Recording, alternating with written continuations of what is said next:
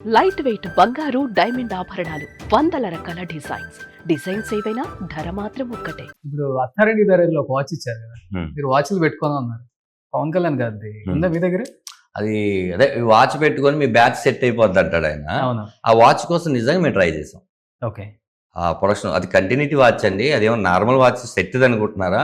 దాని విలువ ఎంతో తెలుసా? 1.5 lakh అన్నారు. అందుకే సార్ అడుగుతున్నాం మేము. నార్మల్ వాచ్ అయితే ఎందుకు అడుగుతాం? అది కాకుండా పవన్ కళ్యాణ్ గారు పెట్టుకున్నారంటే ఎలా ఇస్తారండి, ఇవ్వరని చెప్పారు. చాలా మేనేజర్ని వాళ్ళని 2-3 సార్లు అడిగా, కుదరలా. ఓకే. కలిసారా తర్వాత ఎప్పుడన్నా? గోపాల కలిసారు. అంటే ఒక 5 సినిమాలు చేశాను ఆయనతో. ఓకే. సో డిప్యూటీ సీఎం అయిన తర్వాత కలవాలా? ఆయన ఇప్పుడు కలవగలమను బేసిక్గా చెప్పు, నువ్వు అది అవుతుందా? మనకే ఉంటుంది కలవాలని. ఎప్పుడెప్పుడు కలుద్దాము, ఎప్పుడెప్పుడు సార్ నేను ఒక సినిమా చేశానని టీజర్ ట్రైలర్ చూపిద్దాం. కానీ ఆయనకున్న బిజీలో కష్టం కదా. చూపించాల్సిన పని లేదు, సముద్రకని గారు ఉన్నారు కదా, ఆటోమేటిక్గా ఆయన చూస్తారు. అలా కాదు, ఇప్పుడు సముద్రకని గారిని అప్లికేషన్ అడిగి నేను తమిళ్లో ఫ్రీ రిలీజ్ ఈవెంట్ గెస్టులు పిలుచుకుంటున్నాను. సార్ ఇక్కడ కూడా మీరు ఇది చేసి పెట్టండి అంటే తంటాడు ఆయన. ఇప్పటికే చాలా చేసి పెట్టాడు ఆయన మాకు. ఓకే. ఇప్పుడు చెప్పండి. అది బేసిక్గా ఏంటంటే ఎవరో ద్వారా ఇలా నేను ఒక మంచి సినిమా తీశానని ఆయనకు తెలిసిందని వాళ్ళు చెప్పారు. ఆ పర్సన్ పేరు చెప్పకూడదు కదా, చెప్పట్లేదు. బట్ సక్సెస్ అమ్మ చూసారు కదా, మీ సక్సెస్ సక్సెస్ కాదు, జై సినిమా చూసారు. నా మొదటి సినిమా తేజ గారు. అంతే. తర్వాత క్యాన్సర్ తో చనిపోయారు ఆవిడ 2007లో. నాకు మా అమ్మగారు ఈ జై సినిమా మాత్రం చూపించగలిగాను. ఓకే. అదొక్కటే నేను ఆర్టిస్ట్ గా అయిన తర్వాత ఆవిడ చూసింది బిగ్ స్క్రీన్ మీద. అమ్మ చెప్పిన చివరి మాట అంటే చాలా కష్టపడి చాలా పూర్ ఫ్యామిలీ నుంచి వచ్చారు కదా.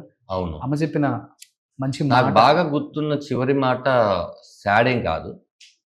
సాయంకాలం నాకు ఎండి చేపల పులుసు అంటే బాగా ఇష్టం. సాయంకాలం ఎండి చేపల పులుసు వండుతా, తొందరరా అంతే. ఇది బాగా గుర్తు. అదే వెళ్ళేసరికి అమ్మలేరు చనిపోయారు. ఎస్. అంటే నాకు ఇప్పుడు ఈ సినిమా మా అమ్మ నాన్నకి చూపించాలని ఎంత ఉంటుంది. అవును. అందుకే కానీ చూపిస్తున్నా మా అమ్మ నాన్నకి. నా 2 కొడుకులు, ఒకళ్ళ అమ్మ ఒకళ్ళ నాన్న అని నేను అనుకుంటుంటాను. చూపిస్తాను వాళ్ళకి. సో వదిన మంచి సినిమాలు ఎవరు కదా, తను ట్రైలర్ చూడగానే టీజర్ చూడగానే బంగారానికి ఏం చెప్పింది?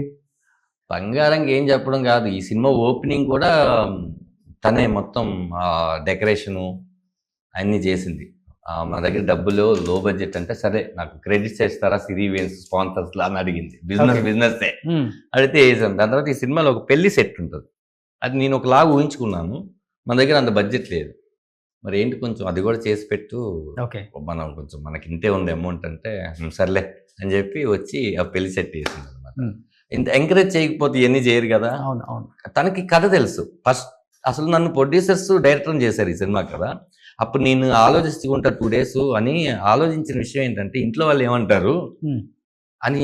ఆల్రెడీ ప్రొడ్యూసర్ అన్నావు, పోయి నీ డబ్బులు, ఇప్పుడు మళ్ళీ డైరెక్టర్ అంటున్నావు, ఇంకా ఆర్టిస్ట్గా చేయవను, ఎన్ని పోతాయి అని చెప్తారేమో అనుకొని నేను వెళ్ళి కూర్చొని చూడు ఇది ఒక మంచి కథ, నేను అవుదాం అనుకుంటున్నాను అని మా పెద్ద అబ్బాయిని కూర్చోబెట్టి మా సిరిని కూర్చోబెట్టి చెప్పా.